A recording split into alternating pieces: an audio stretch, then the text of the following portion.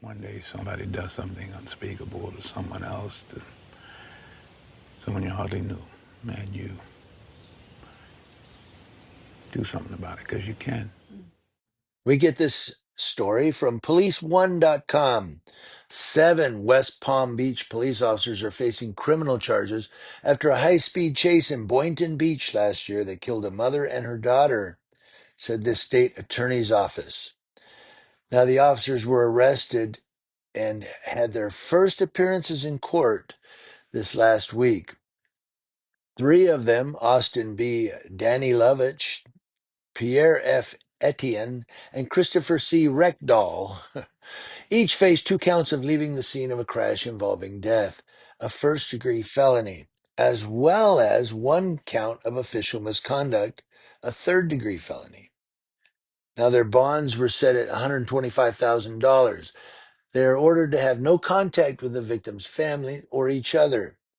The other 4 officers, Michael E. Borgen, William L. Loyotza, Brandon C. Stedfelt, and Darian Thomas, each faced 1 count of official misconduct. Their bonds were set at $5,000. On the night of July 30th, Neone Copeland was speeding away from police officers on North Congress Avenue in Boynton Beach when he crashed into a Toyota that was trying to make a left turn, according to police. Copeland had minor injuries and was arrested. The mother and daughter in the Corolla, Marcia Pochette, 57, and Janice Woods, 27, were killed. Woods was pregnant and had just announced it to her family. The 7 officers pursuing Copeland left the scene of the crash without checking on the occupants of the Toyota, writing a police report, notifying emergency services, or talking to Boynton Beach police. They did none of that. One of the officers drove directly around the site of the crash on his way back to West Palm Beach, according to a probable cause affidavit. The police officer's actions are a disturbing betrayal of the public trust, said Alicia Cox, state attorney. Law enforcement officers have a duty to the public they swore to uphold.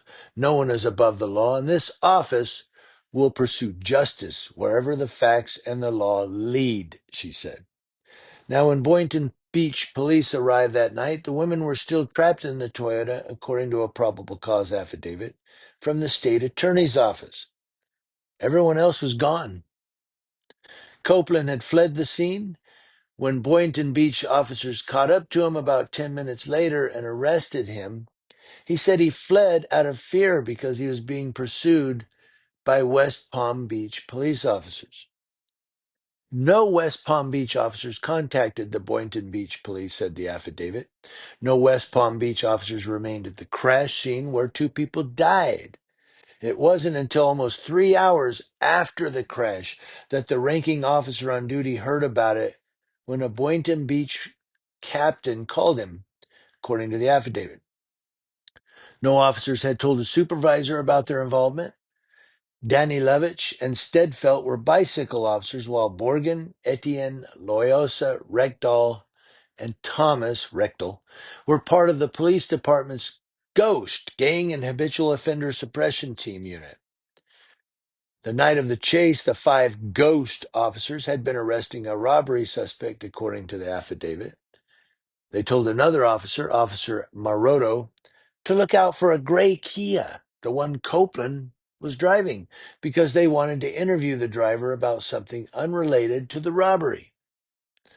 Maroto spotted Copeland and activated his emergency lights behind him. Copeland fled, and Maroto did not chase him because it would violate policy to continue it for nothing more than a traffic offense or routine interview. He's the only one that did anything right. He announced what had happened over the radio that night, but despite the radio transmission, multiple officers witnessed other West Palm Beach police cars following the Kia, according to the affidavit. A marked Ford SUV driven by Danny Levitch was following him, as well as 2 unmarked cars, a Dodge SUV and a Dodge pickup truck. Stedfelt was a passenger in Danny Levitch's car. Etienne drove the Dodge SUV with Loesa, I don't care about your name, in tow. Rechtel was in the Dodge pickup with Thomas and Borgen. None of the officers notified dispatch about a pursuit, a clear violation of department policy, nor did they tell Florida Highway Patrol or the Palm Beach County Sheriff's Office, nor the Boynton Beach Police when the pursuit entered their jurisdictions.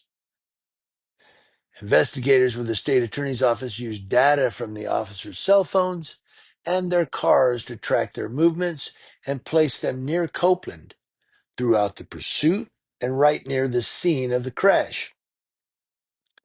At one point, the Ford reached a speed of 119 miles per hour, according to data retrieved from the car. After the crash, Copeland fled on foot into a neighborhood. Yet, despite the extensive pursuit leading up to that moment, none of the West Palm Beach police officers actually tried to chase or capture him, according to the affidavit.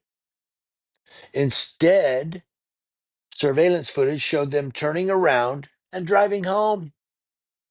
The car driven by Rechtel went directly around the wreckage of Copeland's Kia, the crashed Toyota Corolla, and the debris which blocked the road. All 7 officers returned back to West Palm Beach as if the crash had never happened. None of them had their body cameras activated, another violation of department policy. And when they returned to West Palm Beach, none of the officers wrote a police report. The officers left from the scene of a vehicle crash in which they were integrally involved, failing to attempt to render aid or notify emergency medical personnel, says the affidavit. The 2 wrecked vehicles and a considerable amount of crash debris were just a few feet away, says the affidavit. 10 minutes after the crash, Danny Levitch and Stedfeld conducted a traffic stop on a driver on Interstate 95. They logged that stop, and Stedfeld turned on his body camera. The West Palm Beach Fraternal Order of Police Union defended the officers in a statement. They had no surprise there, while recognizing the tragedy, saying, "We recognize the profound pain this tragedy has caused and join the community in mourning this devastating loss. We also stand in support of our members who have been arrested in connection with this incident. These officers are entitled to the full protections of due process. We respectfully ask the public to allow the legal system to do its work fairly and without presumption." Yeah, you know what? You get no respect from us. We respectfully, yeah, take your respect and shove it. Because these 7 officers are garbage. In my humble opinion, not always right, but according to all the events that happened, they're garbage. They're a bunch of cowboys out there well, we're a gang. We're a gang. We're the ghost men. Yeah, well, hopefully you get ghosted now sitting behind bars. Hopefully nobody ever sees you again for the next 15 to 20 years. That's going to happen, right? They'll get a slap on the hand. But they're a bunch of thug cowboys. And you know what? They're going to be justified because of that, because they have badges. Yeah, welcome to America.